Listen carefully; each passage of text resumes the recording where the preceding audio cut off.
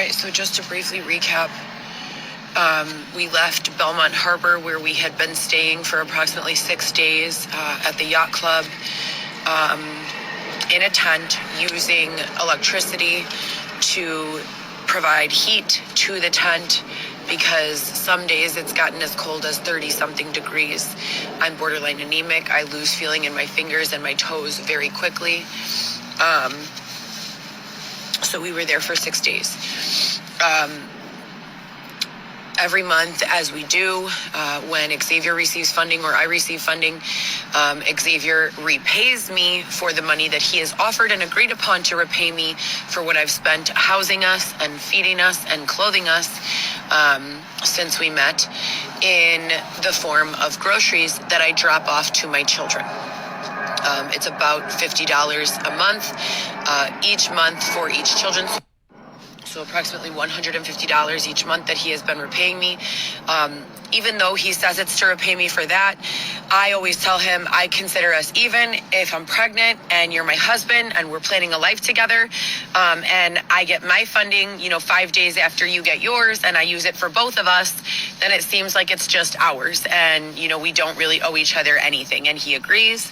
We make this walk to see my big kids and drop them off the groceries and snacks. And then we do the same for the baby, or in reverse. Go to the baby first and then to the big kids. We just made this walk.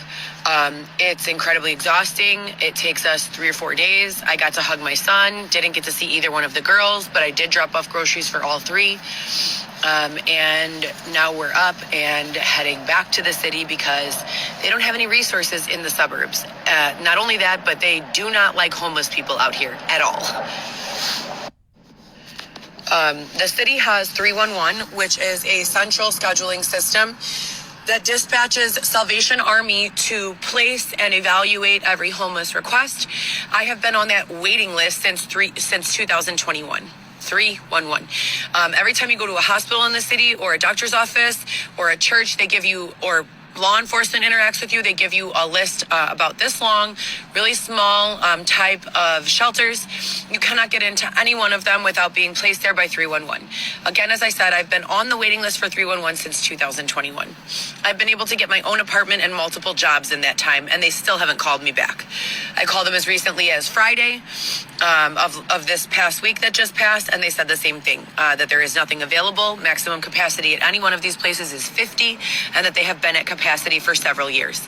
Northwestern Hospital said they have not been successful in having someone be picked up from 311 since the COVID 20.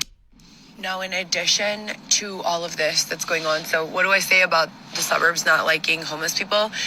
In the city, you can at least find somewhere to sleep.